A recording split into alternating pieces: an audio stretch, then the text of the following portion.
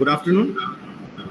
I am Swapnis Ramne, student of Computer Science and Engineering second year department.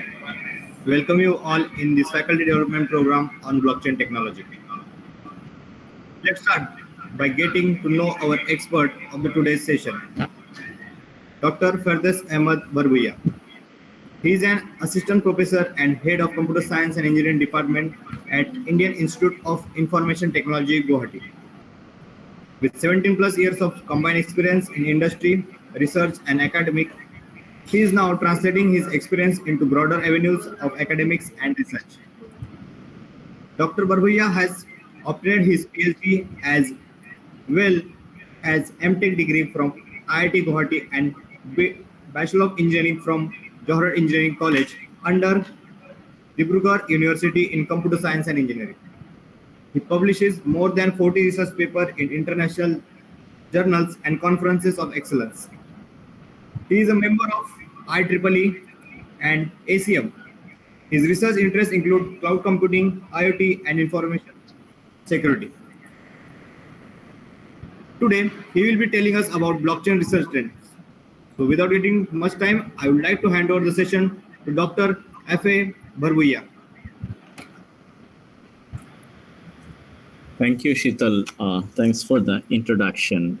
It seems you might have picked this up, my profile of about 10 years back from somewhere. So a lot of water has actually flown during this 10 years across many rivers in India. And I also grew much older. So, just to add to your details, I'm a professor, full professor at Indian Institute of Information Technology, Guwahati, and a few other details. That's not important much, but yeah, I'm no more head of the department, but I am the Dean of Administration of IIIT Guwahati. Nevertheless, so welcome everybody to this session where I will be taking you through on the secure smart contracts. And by now I think this is the second day, if I'm correct, and must be the fourth session into this FDP program. If somebody can correct me, let me know if I'm correct on this. Am I audible to everybody? Yes, sir. Okay. Let me share my screen, and please let me know if you can see it. My screen is visible? Yes, sir. Yeah. So I'll talk about secure smart contract. At first, what is a blockchain? By now, I'm sure all of you have understood. But just a recap, basically from The Economist, published in October 31st, 2015. In a layman's language, to understand the power of I quote basically, to understand the power of blockchain system and the things they can do, it is important to distinguish between three things that are commonly muddled up, namely the Bitcoin currency, the specific blockchain that underpins it, and the idea blockchain in general. Many a time there is a myth that blockchain is nothing but this cryptocurrencies like Bitcoin. It's not that. Blockchain is the underlying technology, or rather one blockchain technology that has been used, let's say in Bitcoin. But there is a broad technology called blockchain, which is there, and this is where we are interested in. And blockchain doesn't mean cryptocurrency only. There are a lot of other dimensions to it. Now, what are those dimensions of a blockchain? A blockchain is a distributed, unmodifiable database engine. All of us know what is a database, right? We store data and we retrieve data. Now, most of the databases are centralized entity. That means there is a central repository where you store data. Unlike that, blockchain is a distributed database. So you need not store everything in a single place. If you need to store everything in a single place, you need a trusted authority who will allow you to store But in this case, you don't need. It will be spread across all the users. And it is unmodifiable. Nobody can modify those data, or nobody can mutate or change those data except through legitimate transaction. And it is a database engine. Till this point, I hope I'm clear. Please feel free to raise question if you have any. Now there are some terminologies around blockchain. I'm sure by now you must be familiar with that. What is distributed ledger technology, or known as DLT? It is kind of an accounting system which is shared in nature. Now, what is a public ledger? A public ledger is nothing but a distributed database where you will be able to insert or select data, but you cannot update or delete data. Think about like all the transaction that has happened in a bank. It is published somewhere on the internet, and or say, let's say, somewhere published in the form of some document. Anybody can look at it, what all that has happened, but nobody can delete it. Nobody can change, edit, or delete data. Now, let me ask you one question to the audience: that what if a bank decides to do that? What problem will be there? If a bank publishes everything, that whatever transaction that has happened, anybody can verify. So if somebody has sent money, I can verify. So the person who has sent money, he can also verify whether I have received or not. And someone else also who is not in the transaction can also verify. Will there be any problem?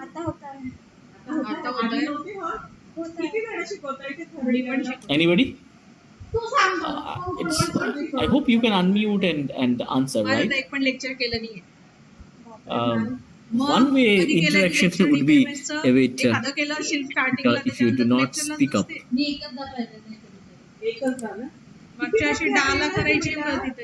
How many participants? 27 participants are there. Right. Nobody wants to say anything?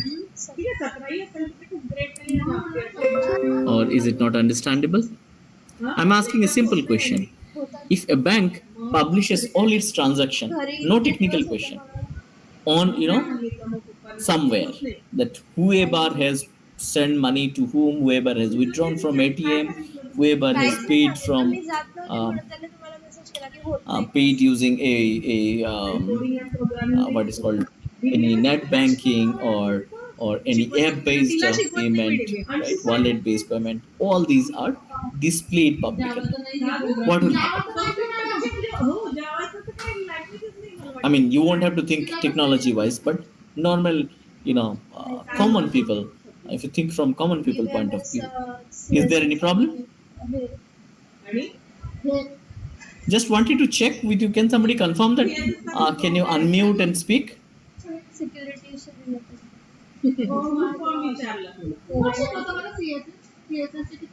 I'm not sure anybody is listening.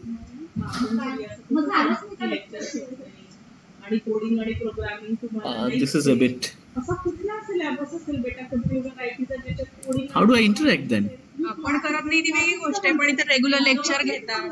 Sheetal, am I audible to you?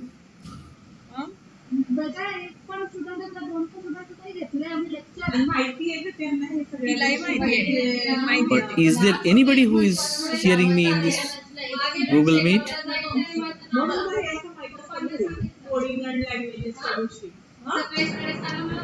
Hello, yes, sir, you are audible.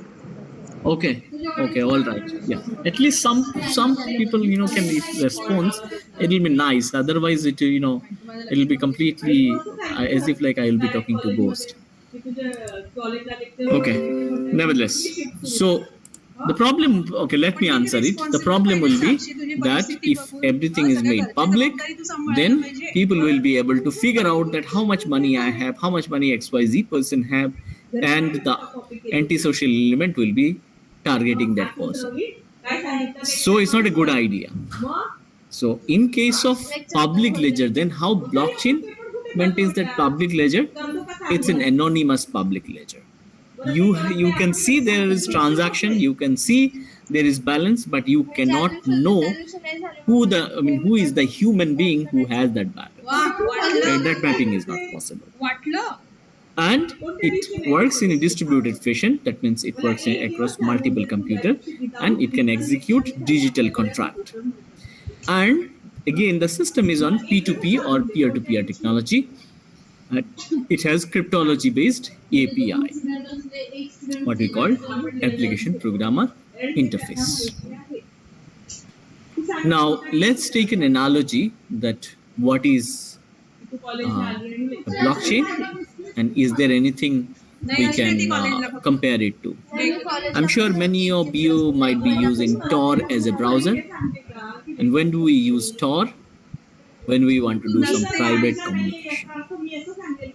So if we use for communication Tor for storing, or it can be blockchain, or in case of financial transaction it can be Bitcoin. It is an anonymous transaction. So that's an analogy from the common world. Now how does it work? So blockchain is a little more than a technology. Usually it is used in financial domain, and it contains financial transaction. It can be replicated across multiple system and in almost real time. That means whenever you do replicate in one system, it can be seen in another system, not in real time but almost real time. That means in a reasonable time frame of a few seconds to a few minutes. And what it uses in the background, it uses cryptography and digital signature for verifying identity, authenticity, and to ensure that who have the read and write access on the data. And it can be written by everyone in public blockchain, but only certain participant can write in a private blockchain. So that means the blockchain can be of two types. One is public and another is private. Okay, and sometimes the blockchain can be read by all the participants, or sometimes even a wider audience. Somebody who is not participating may also be able to verify it, depending on how the blockchain is configured. And this has a mechanism, the blockchain has a mechanism to make it extremely difficult to change historical record, or almost impossible, or at least even if somebody does that, it is easy to detect when somebody is trying to modify anything. So that is the property of blockchain. Now, from the implementation point of view, how these blocks are arranged, that there is something called hash. I'm sure some of you must be knowing, whenever we have some data or a data block, we can create a hash value, which is nothing but a digest value which is unique for that particular block. No matter how many times you calculate hash for a given block of data, you will get the same result.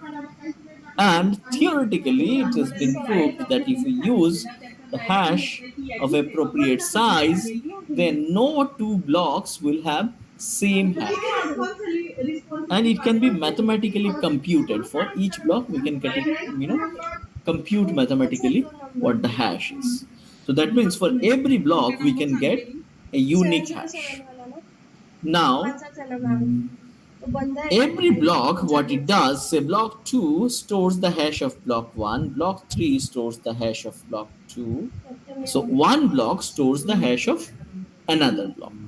And that way, if there is any modification in any of the block, another block will be able to detect it. Now, having said all that, if there is any question from anybody till this point? Okay. So what are the benefits of blockchain? The first benefit is tamper proof. you cannot or nobody can temper the data or fiddle with the data. You cannot change anything. It is encrypted record, and that can never be changed retrospectively. Second thing is no intermediaries. Normally, in any transaction, there are intermediaries. If you do an online transaction, it is facilitated by bank. So bank is the third party. You say, let's say you and me, we do the transaction. I transfer it to you. I am the first party. You are the second party who is receiving it. But it is facilitated by the third party in case of any bank transfer, or even in case of UPI or anything. There is an intermediary. But here in this case, there is no intermediary involved. It's a P2P interaction across the network without the need of intermediaries.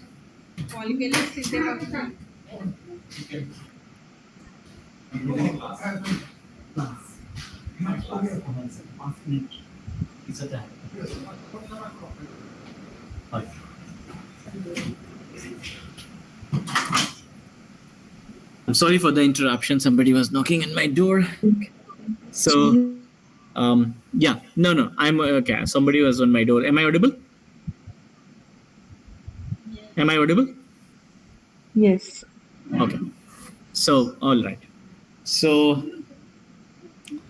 so there is no intermediaries. Any interaction, there is P2P interactions across the network, and we do not need any intermediaries for all that. So the third benefit that is therefore blockchain is it is innately secure. That means it is very secure. It has a very strong encryption mechanism, and there is a consensus protocol or consensus mechanism built on it, which provides very high resistance for anybody who is trying to harm the system or who is trying to unauthorizedly access or modifying the system. The fourth um, important feature is it has reconciled data.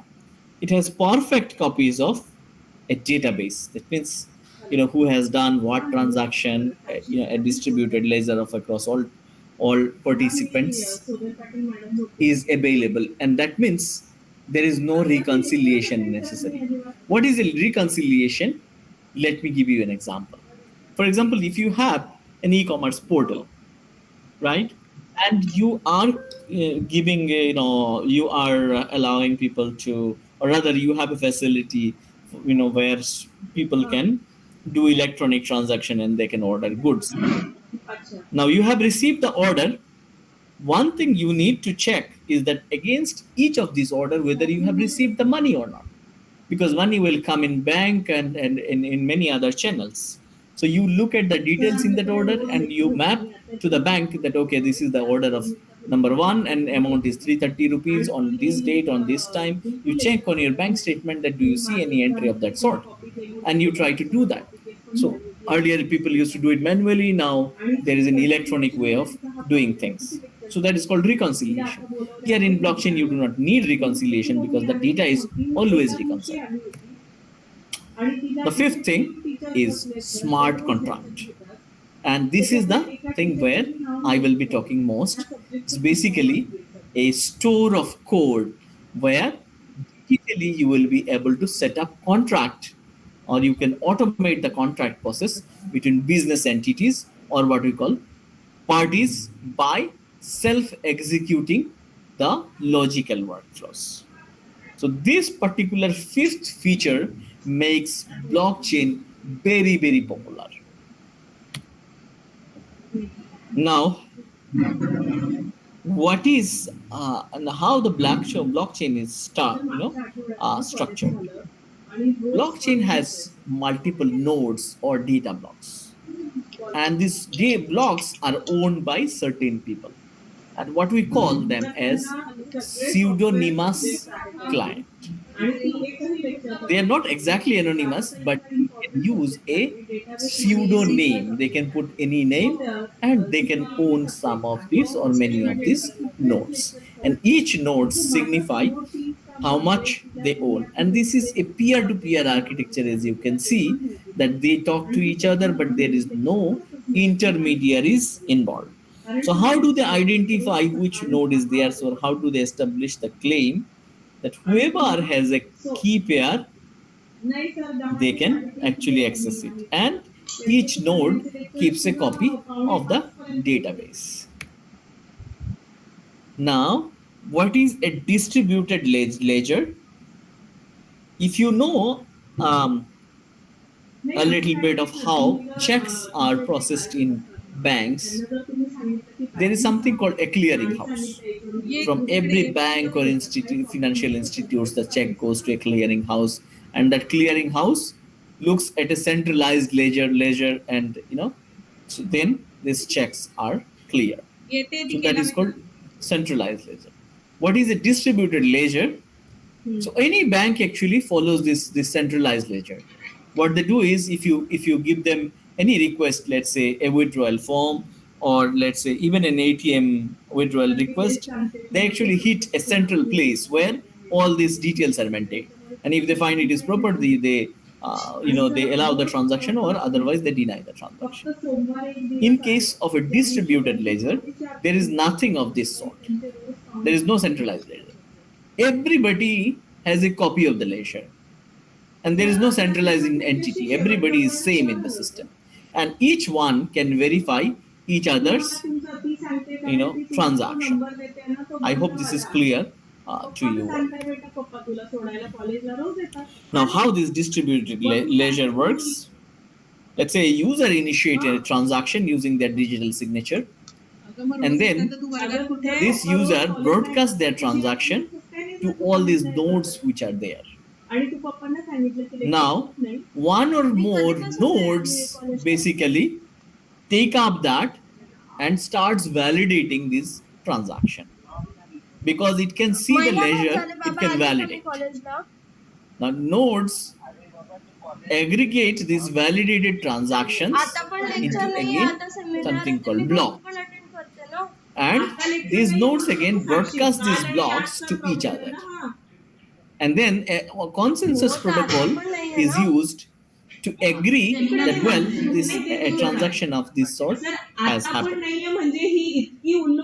And then once that consensus is established, the block reflecting the true state or the exact state is changed, is actually chained to the prior block. And how it is chained?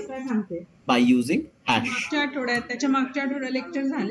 So this is how it is. For example, block 0, it has this hash, and previous block, it will not store the information. I mean, it will put 0 because there is no previous block to block 0.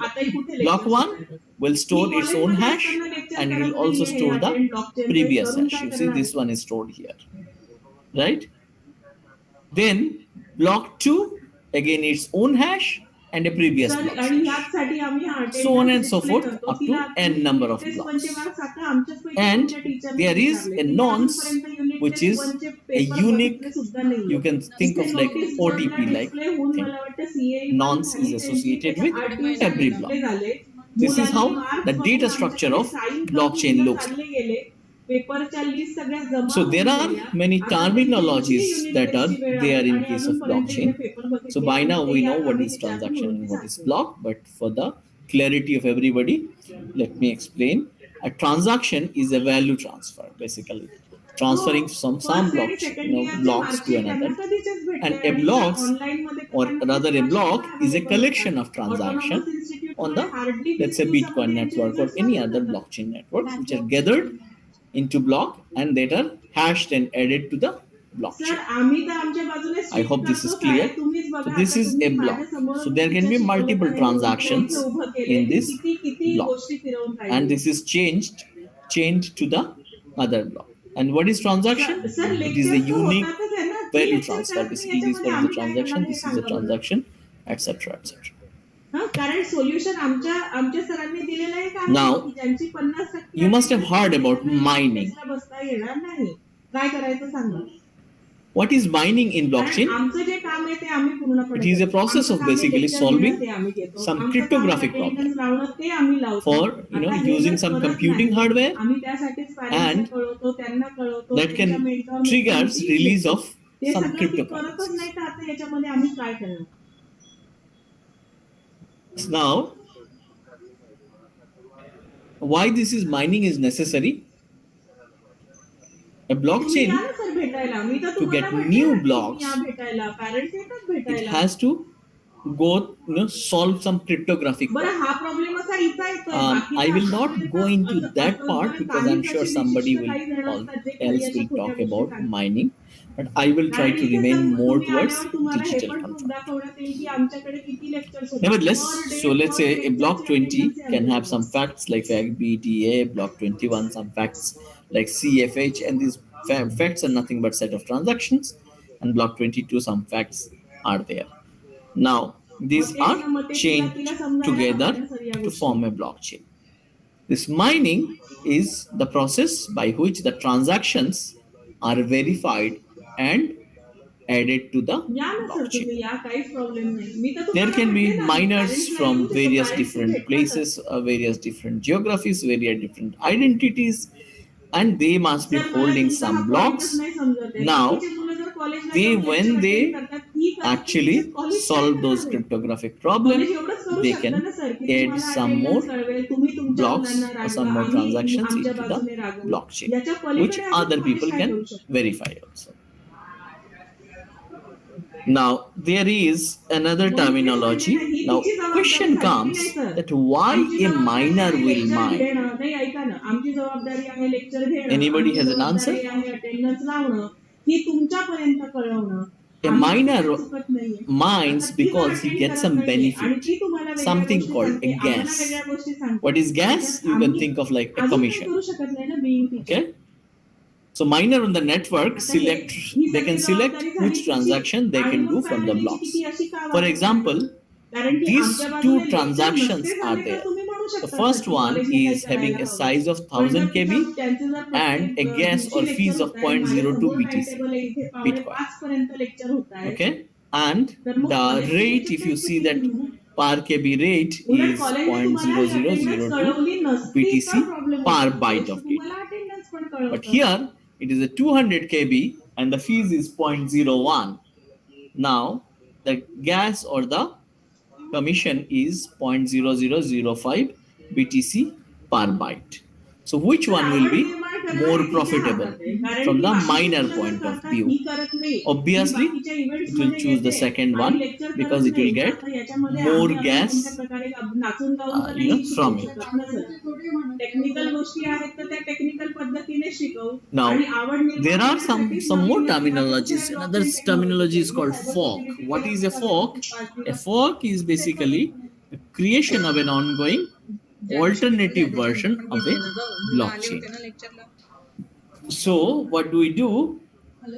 By creating blocks which are simultaneously on different part of network, तोच तर problem and this can create two parallel blockchain, where one of the two is the winning sir. मी blockchain. तुम्हाला तेच सांगत आहे की And रोज when does it 6 happen? वाजेपासून A लेक्चर आहे यांचं. fork is दुसरं basically लेक्चरच नाहीये सर creating थर्ड इयर आयटीचं, two blockchain, आणि parallel पावणे blockchain 5 पर्यंत right, लेक्चर आहे from इथे, original one blockchain. आणि रोज आहेत ना, आणि And सगळे common how do subjects they do आहेत. that? By creating two blocks simultaneously on different part of the ठीक आहे network. सर, Okay, and करावंच लागेल सर eventually तिला one स्विच of तुम्हाला. these becomes a winning तेच ना, तेच blockchain. ना, तेच म्हणून Now चालेल. when does it happen? If the blocks are formed at the same time. Typically timestamps are considered to a large extent in terms of the numbers, but even then sometimes there's small possibility of getting blocks created at the same time, although normally it is rare, but it does happen. तरी पाल There करत are नाही, other switch कोणाला cases देताय, तिला of देताय का uh, कॉलेजला देताय? software due to software incompatibility or bugs in the blockchain software. शिकवणार आहे आपण. There can be a fork, अगं or लेक्चर sometimes नसते झाले the तर users गोष्ट वेगळी in आहे. the बरोबर आहे ना, blockchain, तू करत नाही म्हणजे sometimes होत नाही if असं नाही, the पोट्रे करत majority नाही says की that we papa do me not करत agree, नाहीये, they can कॉलेजमध्ये also होतात लेक्चर, create a संपलं. fork. Okay, बरं आता पण For example, say there were certain blocks, and you can see block 51, 52, 53 up to this much, it was fine. And then after 53 there are two parallel chains. You can see block 54 in two different places, block 55 in two different chains, so on and so forth. Eventually one of them wins and the other one loses. Now, having discussed all this, what is smart contract then? A smart contract is nothing but a computer protocol which can facilitate, which can verify, which can even enforce a negotiation or performance of a contract. Okay? And it allows the performance of credible transaction without any third parties. And these transactions are traceable and irreversible. Okay? So basically, let me give you an example. Many a times we go for certain contracts. One of the common example is um, a contract like rent agreement, that we agree on a residence with the landlord, that we will use that residence and we will pay certain amount as rent. Now, how to enforce that? Normally, it works on trust, that once signed, people will respect it, and people will continue to pay the rent. But if you want to do it electronically with an unknown person, for example, the property is in an unknown city, the tenant is unknown. So one way is that you trust him and say that, okay, every month you deposit in my bank account. What if he doesn't deposit? So in such a situation, you can create kind of a smart contract. If that ecosystem exists, then the smart contract will automatically execute and ensure that your payment is taken care of as per the policy of the contract. So that means, as per the signed contract, you will keep on receiving rent as long as the contract is valid. Now, what are the properties of this smart contract? These smart contracts are automatic. You do not need any third party to sign this contract. Okay? And they are very fast, being they are at the end they are programs, so they can be executed very quickly, and in a matter of a few seconds, you can sign a smart contract or create a smart contract. Just allow me you know 1 minute. I have an important call to take. Just give me 1 minute.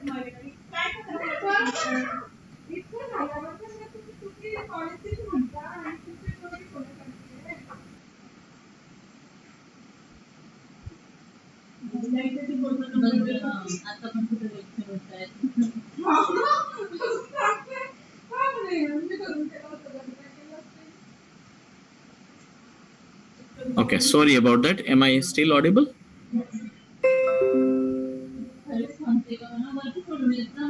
I assume that I'm audible.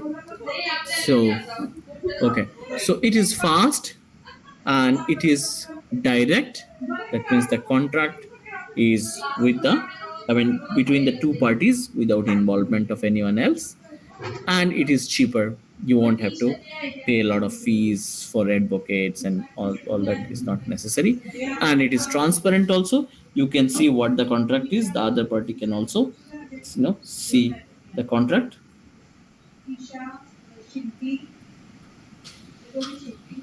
Now, how the smart contract architecture works?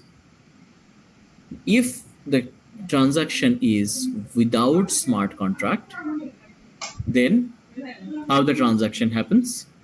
Say, for example, think of like um, checkbook. What a bank see, that whether it is signed by the original owner and then it checks that whether the owner has enough amount of money what he has signed for in his account, and then basically if these two passes, then it will be the transaction will be successful, and the person will be paid money, or the bearer of the check will be paid money. Right here what it happens, that here again similar thing, it checks that whether the message that is sent for transaction, whether it is signed by the original owner or not.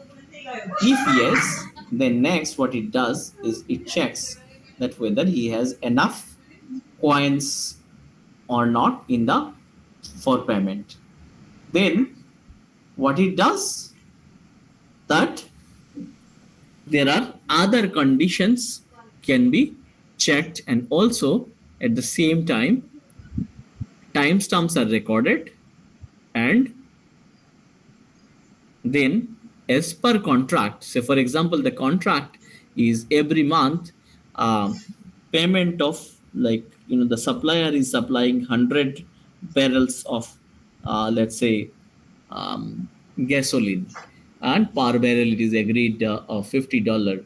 So price of gasoline will be checked, and then condition will be met. I mean, depending on what kind of condition it is, if all these conditions met, then the message will be added to the blockchain. So what we can see that over and above just checking authenticity and availability, there can be many other conditions that can be checked in case of smart contract. An example can be, let's say, a lottery. So there are participants, there are payment provider, and there is an escrow account. So the system will pick a winner, and the automatically it will be able to provide the winning money to, and payments based on payment terms and condition. Right. So the smart contract can be, with smart contract, all these participants, they can actually create a lottery without any centralized authority, without this organizer, and they can go for a smart contract, and based on this smart contract, based on some randomness, whoever is the winner can get the details, I mean get the money basically. Now there can be another utility, for example group wallet. Okay, so there can be multiple people who come together to create a wallet which is shared between a group of people. Again, this can be done with a smart contract. That is also an application of smart contract. There can be heritage wallet, that enforcing some transaction to be signed either of these two. Okay, if either of these two signs, it can be a transaction into the blockchain. There can be other applications like, not only transaction, but for example secure storage, that you ensure that the information is to be signed by three different mechanisms. I'm sure all of us know what is OTP is, right? For any banking transaction, we actually provide OTP. Why this OTP is necessary? Because bank want to verify that whether you are holding the device that is registered with them. Now, what is the rationale behind checking all that? That if somebody has compromised, let's say your username, password, or somebody has stolen it, you still have a mobile device which is with you, and the guy who has stolen your details, he will not be able to do transaction. So similarly, when you store data across systems, you can use all these devices to ensure protection of data into the system. Now, having said all that, all these systems, are they very secure? Well, the news says otherwise. It says that there were many $1 million were theft from a code issue, due to a code issue from the Ether network. Is it the only case?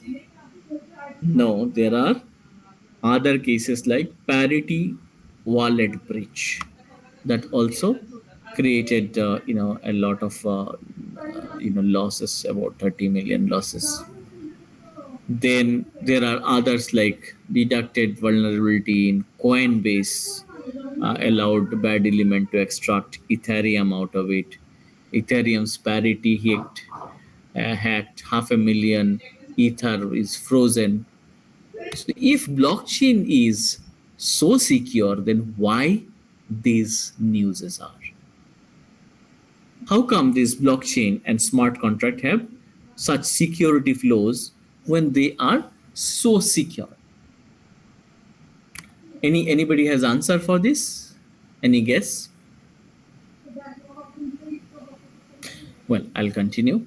So, what are the risks? So the risk includes there can be technological risk, legal risk, financial risk, regulatory risk, and absence of established market. All that risks are there. These are all tokenized instrument, and tokenized instrument are to be regulated under existing financial market regulation. In some countries it is regulated, in some countries it is a gray area. Technology is still evolving.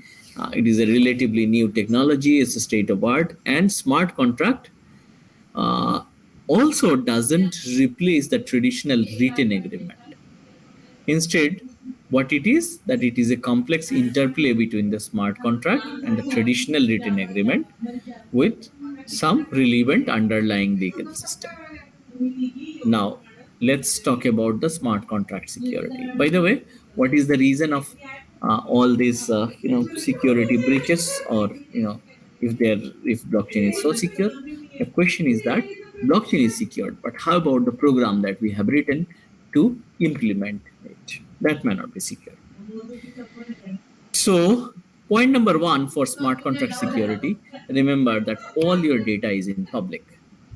Now, if you have some acquaintance with code, I'm not sure about the audience, but if you know that if you have a public variable, and let's say you are building a voting system, then one can actually, um, try to look it back and see that what information it has. Okay, allow me just another 30 seconds, please.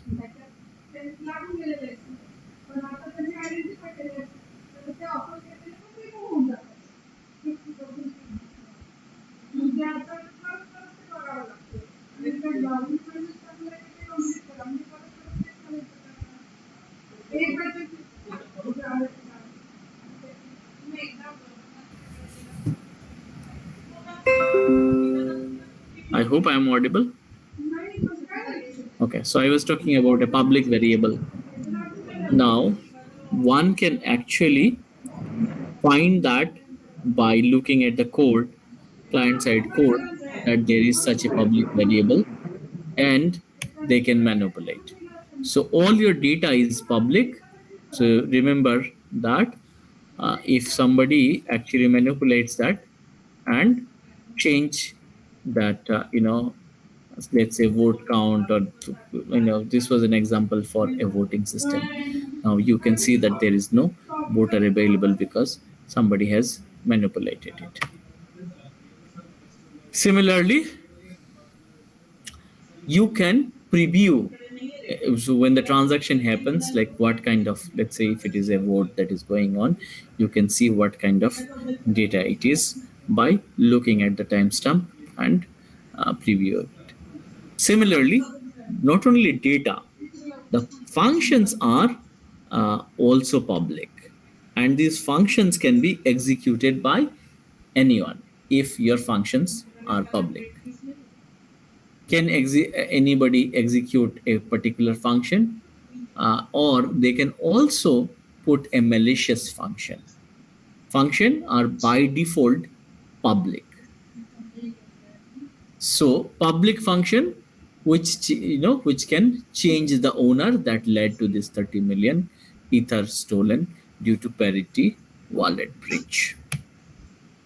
So what it was, that it was, there was a function in which there was, I mean, which is declared as public, and there are owners address, owners uint limit, etc. Everything was there, so somebody could execute it and take the control. So what is the lesson we have learned from point number one? That we need to set visibility type to all functions, and we should not keep secret data as plain text in a smart contract. Rather, we should keep the hash value stored, and with the real value, we should verify. We should never store the real value in the blockchain. At the end, remember that the point number two is smart contract is a program.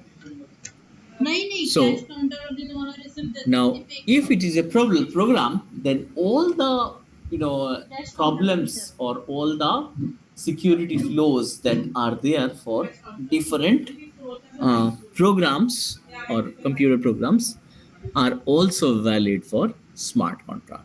For example, integer overflow. In C programming or many other programming language, it is not checked that in a array how many element you can insert. It will keep on inserting, and that will lead to overflow. And if you are slightly security enthusiast, you can look from the code that it will exceed, and then the value can override value of other cryptocurrency owner. Okay. Till this point, any question from anybody? Any question? Hello, sir. Am I audible? Hello. Yes, Hello. you are audible. Sir, I want to ask you a question that about what is the exact size of blocks, sir, in blockchain?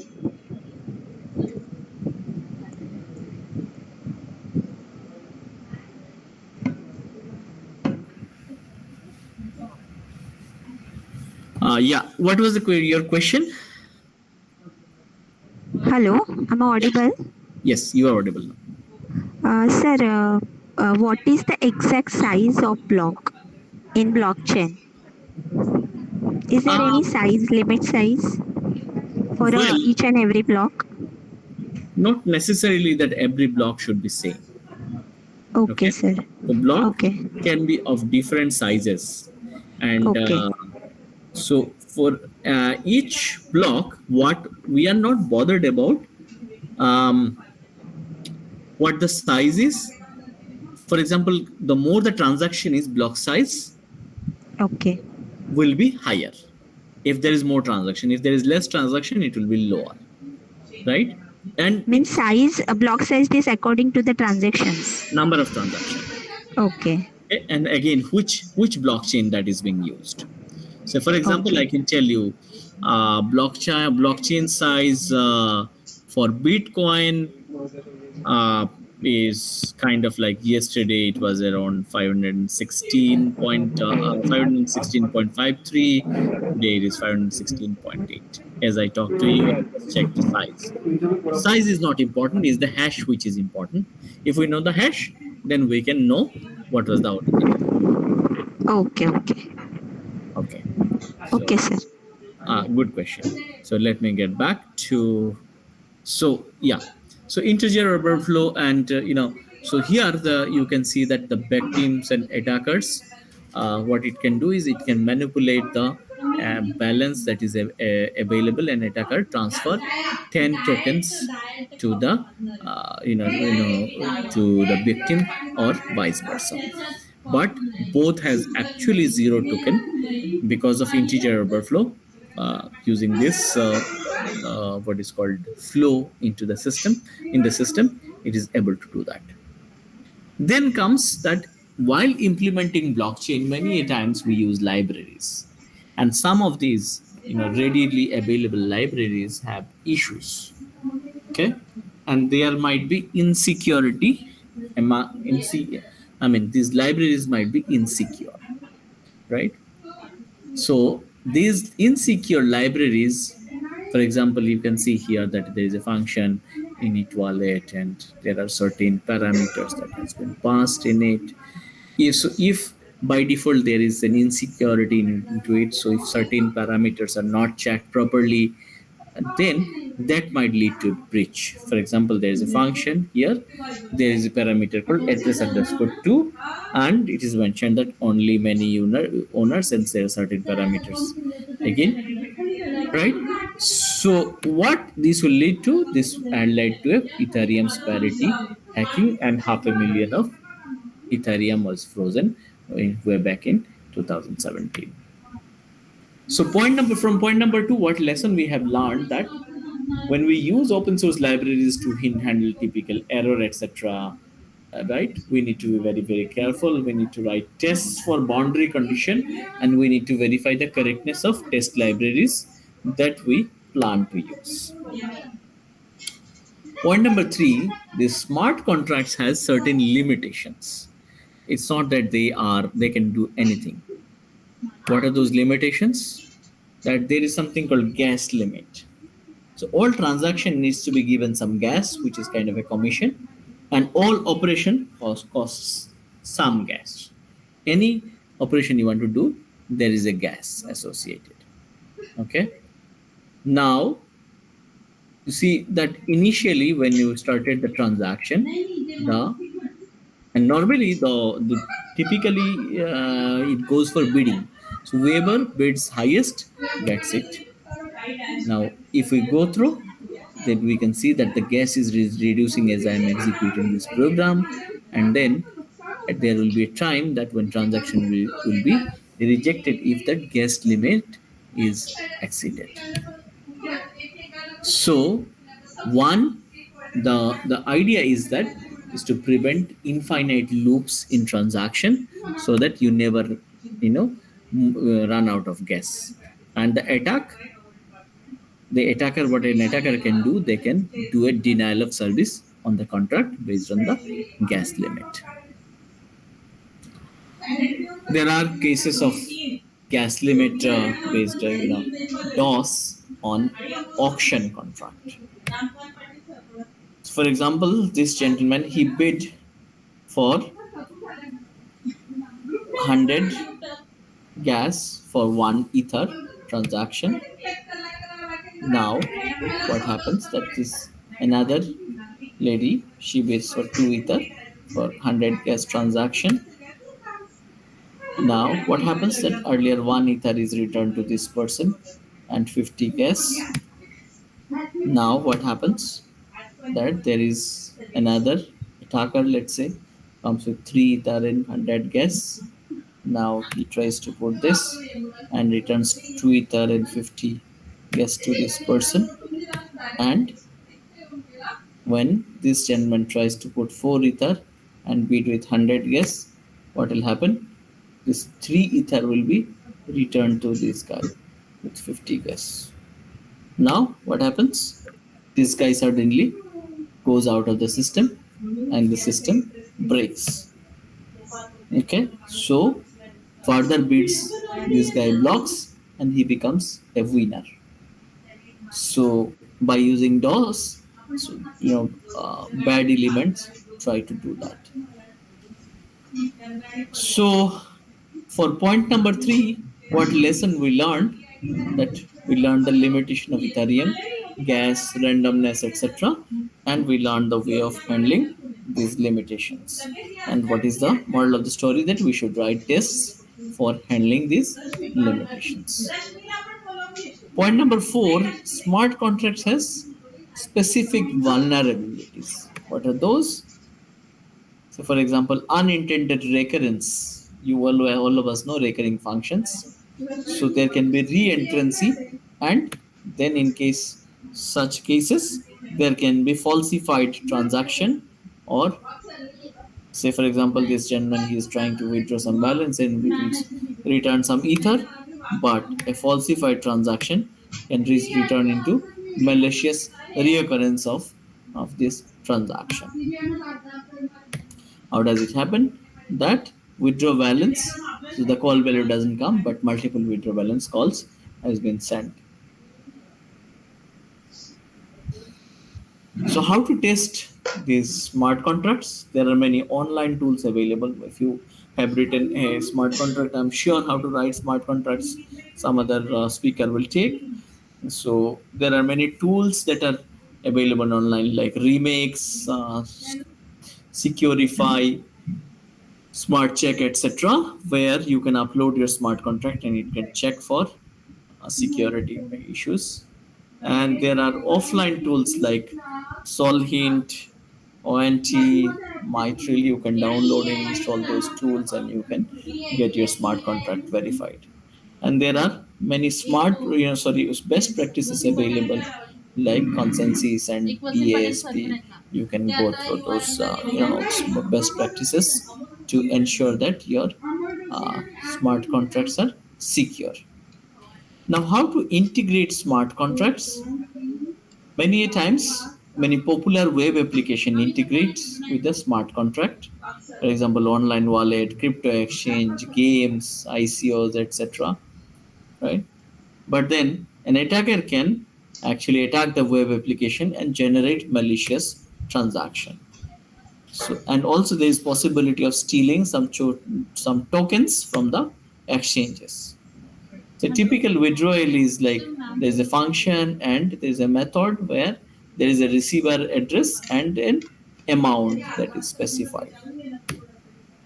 But this parameter, if this address parameter can be spoofed or manipulated, then someone else can receive this amount.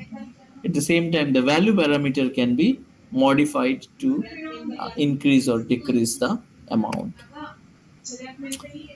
So now you must be wondering why this is there. It is not actually a bug. It is a feature. It has been designed that way. Now, if we use the address as short address, it's easier to manipulate, right? So one can add some more digits after or before, etc. But what we should do is that we should fulfill the entire address, okay, by appending as many zeros as necessary at the beginning. So we should not use too short address. And if there is a function address value, then it will not be a problem. But function short address and value, people will be able to modify address by appending something to it. So what does Ethereum, let's say another popular blockchain, do with too short input data? It needs to paired with zeros. So if there is a little bit of misunderstanding, see what can happen. That there is a function, there is a short address and value. So this paired address, which is added with some zeros at the beginning. Now the user tried to send, say, let's say 2399.99 gas to some address, this 0 into 79735. Now what the Ethereum understood is sending 2 into 10 to the power 45 GNT. Instead of this much GNT, this is what a very big amount will be sent to this address. There are cases where exchanges are also attacked. There are many cryptocurrency exchanges or blockchain-based exchanges.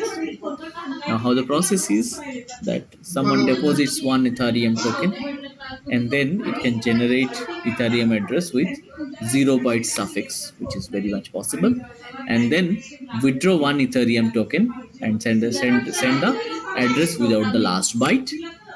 Now, guess how many tokens, if I do this, I would receive? Any guess? I will receive 256, which is 2 to the power 8, because that many combinations will be there, and this many tokens I will receive. Instead of one token, I will receive 256.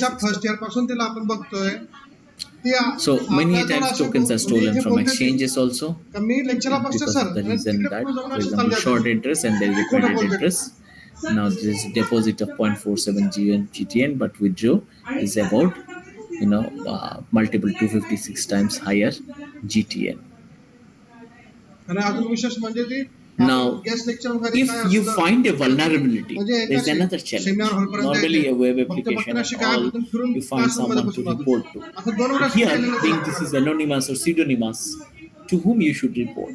There is no one. No information about the owner on Exchange's website. And it's be like, from the Sherlock Holmes story and find him. And at the same time, you have very less time. So security is a general problem here. So how to responsibly do this disclosure and vulnerability in smart contract, and how to inform the owner of smart contract, and what you should do. I mean, if your crypto, somebody steals your crypto or currency, or look for the owner. Now, to deal with that, one way is to send him an encrypted message and keep it in Ethereum. Okay, so there are many different ways of responsible disclosure on Ethereum Messenger. Okay, so the links are available in the slide. There is a GitHub link. There are code available. If you are an enthusiast into that area, you can actually take this code and try to see how this is done and how this encryption and decryption happens at the message level.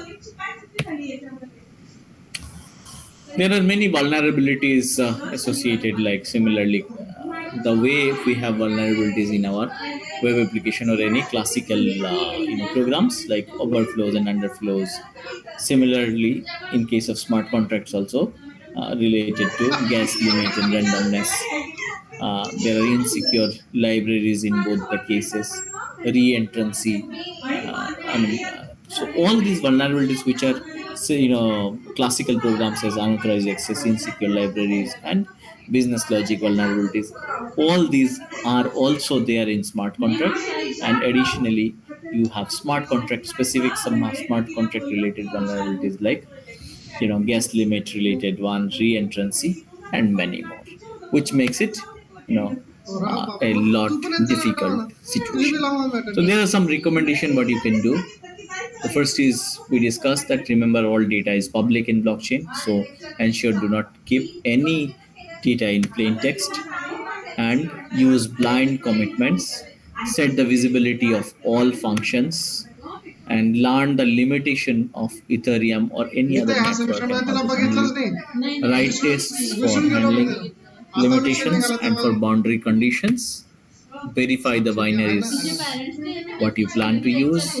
Use the best security practice that you know or that you can acquire, and consider that there are threats from app that is integrating the blockchain, and then test your contracts and blockchain applications frequently. That's all from my side. I kept a few minutes for questions. If you have any specific question, you can ask me. Any question from anybody? Yes, sir. I would like to ask one question. How can we handle the upgradability and maintainability concern with maintaining security in smart contracts? Upgradability in terms of what? In the application? Yes, in the while maintaining security in smart contracts. So smart contracts, now when you upgrade it, what all that can go wrong? That the code that you add, that might have vulnerabilities. Again, same procedure. You will have to re-scan your code for vulnerabilities. You will have to ensure that the code you are deploying, you have not added any new vulnerability into it, right? So that's the similar process. So the day you first go live with your code, the similar process, you will have to think that every time you are doing an update, you should consider it to be another life cycle of the same application. Okay, Swapnil, does that answer your question? Yes, sir. And are there any emerging trends or technology in this field that developers should be aware of? There are many. There are many. You can read many of the best practices. Some links are there in my slide. Basically, for every platform, be it Ethereum, be it any other blockchain, there are specific recommendations are there, how the functions are to be written, how the variables are to be declared, how the conditions are to be checked. So you need to follow those best practices so that one cannot exploit your smart contract. Okay, thank you, sir. Any other question from anybody?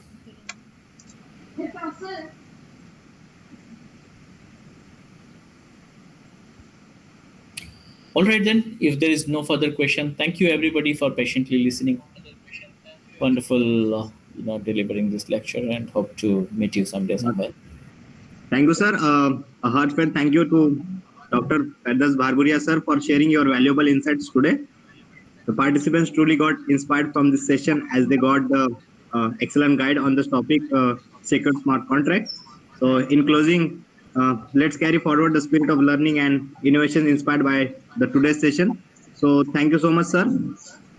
Thank you.